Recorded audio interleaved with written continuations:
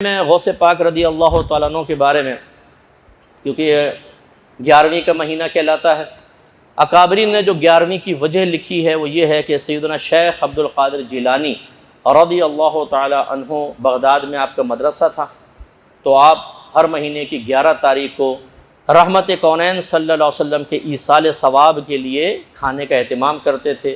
وہ مدرسے کے بچے بھی کھاتے تھے، باہر کے لوگ کھاتے تھے۔ یہ ہر سال آپ کا سلسلہ جاری و ساری تھا، یا ہر ماہ پھر جب کچھ یہاں سے بر صغیر پاک و ہند سے بھی گئے ہوں گے پڑھنے کے لیے بغداد ان کے پاس، تو وہ جب یہاں آئے تو انہوں نے پھر یہی سلسلہ جاری کیا، اور خصوصاً جب شیخ عبد القادر جیلانی رضی اللہ تعالیٰ عنہ کا وصال ہوا تو آپ کے وصال مبارک کے حوالے سے وہ عرس جس کو کہتے ہیں وہ کرنے لگے، یعنی ایصال ثواب کے لیے کھانا بنانے لگے، اور اس کا نام رکھ دیا 11ویں شریف، کیونکہ 11 تاریخ سے وابستگی تھی تو 11ویں شریف۔ تو یہ اصل میں ایصال ثواب کا اہتمام ہوتا ہے۔ ایصال ثواب کا مطلب کیا ہے؟ ایصال مانے پہنچانا، اور ثواب کا مطلب وہ بدلہ جو آپ کے نیک عمل کے جواب میں اللہ تعالیٰ آپ کو دے گا۔ تو ایصال ثواب کا مطلب کیا ہوتا ہے؟ جب کوئی آپ نیک عمل کرتے ہیں تو آپ بس دل میں ہی نیت کر لیں یا زبان سے کہہ لیں اللہ تعالیٰ اس کا ثواب فلاں کو پہنچا دے، یعنی جو اس نیک عمل کا بدلہ تو مجھے عطا فرمائے گا اسے بھی اس میں حصے دار بنا دے۔ یہ اگر قرآن یا حدیث سے ثابت نہ ہوتا تو اپنے پاس سے تو ہم نہیں کر سکتے تھے، لیکن نبی کریم نے بارہا صحابہ کرام علیہم رضوان کو اپنے مرحومین کے لیے نیک عمل کرنے کی ترغیب دی۔ فرمایا جب تم اپنے طرف سے حج کرو تو اپنے مرحوم والدین کی طرف سے بھی کرو، ان کے لیے نماز پڑھو، ان کے لیے روزہ رکھو۔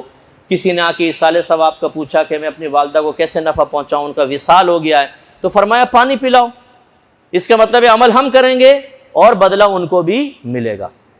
تو جب ہم عام لوگوں کے لیے کرتے ہیں تو اس کو پھر نیاز بھی کہہ دیتے ہیں، کبھی اکثر فاتحہ کہتے ہیں، نہیں فاتحہ خانی ہو رہی ہے، لیکن جب بزرگوں کے لیے ہوتا ہے تو اس کو نظر اور نیاز سے تعبیر کرتے ہیں کہ بادشاہوں کے دربار میں جو تحفہ پیش کیا جاتا تھا نا تو کہتے تھے حضور کچھ نظر کرنا چاہتا ہوں، نیاز پیش کر رہا ہوں، تو وہ ادباً اس کو، تو یہ جو ہم ایصال ثواب اکابرین کو کرتے ہیں اس کو کہتے ہیں نظر یا نیاز۔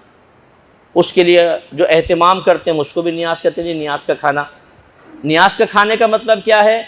کہ جو اکابرین کے ایصال ثواب کے لیے کھانا تیار کیا گیا وہ، اور اس میں صحیح سوچ اور فکر یہ ہونی چاہیے کہ آپ کھانا صرف اللہ کے لیے بنائیں، ثواب صرف اللہ دے گا، اس کھانے سے اللہ کا قرب حاصل کرنا ہی مقصود ہو۔ یہ 3 بڑی چیزیں ذہن میں رکھیں۔ کھانا کس کے لیے بنائیں گے؟ اللہ کے لیے، اللہ ہی ثواب دے گا، اللہ کا قرب بھی مقصود ہو۔ ایک نیت بس یہ ہو کہ اللہ تعالیٰ جو تو کچھ عطا فرمائے گا فلاں بزرگ کو پہنچ جائے، بس یہ نہیں کہ میں تو نبی کے لیے عمل کر رہا ہوں، یہ شرک میں چلا جائے گا، یا نبی کے قرب کے لیے نیک عمل کر رہا ہوں، ٹھیک نہیں ہے، یا نبی کریم ثواب دیتے ہیں، غوث پاک ثواب دیتے ہیں، غلط، بدلہ سے ہاں وہ دعا کر سکتے ہیں۔ بعد وفات دعاؤں کا سلسلہ کبھی منقطع نہیں ہوتا۔ رحمت کونین صلی اللہ علیہ وسلم ارشاد فرماتے ہیں کہ اولاد کے اعمال بعض اوقات، میں بعض اوقات کا لفظ کہہ رہا ہوں وہاں نہیں ہے، لیکن ماں باپ کی خدمت میں پیش ہوتے ہیں، اگر وہ اچھے اعمال ہوتے ہیں تو خوش ہوتے ہیں، برے ہوتے ہیں تو ہدایت کی دعا کرتے ہیں۔ ایسے ہی السلام علیکم یا اہل القبور، ہم جا کے سلام کرتے ہیں مردوں کو، یہ دعا ہے۔ سرکار فرماتے ہیں مردہ جواب دیتا ہے لیکن تمہیں اس کا شعور حاصل نہیں، تو یہ وعلیکم السلام یہ بھی دعا ہے، اللہ تعالیٰ آپ پر بھی سلامتی نازل فرمائے، اس لیے سلسلے منقطع نہیں ہوتے۔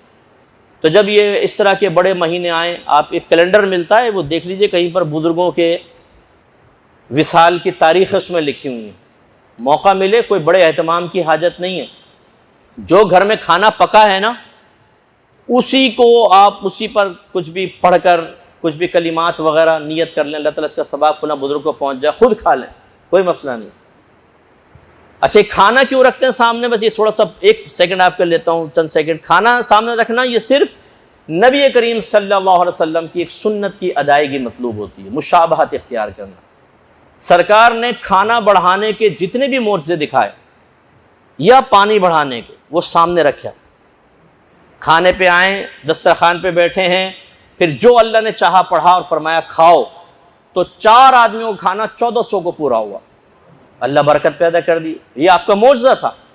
تو اس لیے تھوڑا کھانا سامنے رکھ لیتے ہیں کہ چلیں، جیسے نبی کریم نے معجزہ دکھایا اور اس میں برکتیں پیدا ہوئیں، ہم بھی سامنے رکھ کے کچھ قرآن پڑھ لیتے ہیں، اللہ تعالیٰ برکت دے گا۔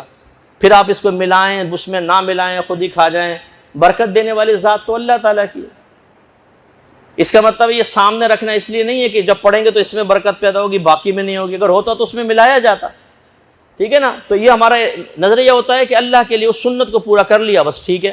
تو اس اچھے نظریے کے ساتھ آپ کریں۔ اس پر کوئی آبجیکشن کرے وہ مجھے آ کر بتائیے گا، میں اس کا جواب آپ کو یہیں پر اس میں ریکارڈ کرواؤں گا، انشاءاللہ یوٹیوب پر ڈلے گا۔ اس میں کون سی خرابی ہے بتائیں؟ کس وجہ سے آپ نظر نیاز کو حرام کہہ دیتے ہیں کہ کھانا حرام ہے؟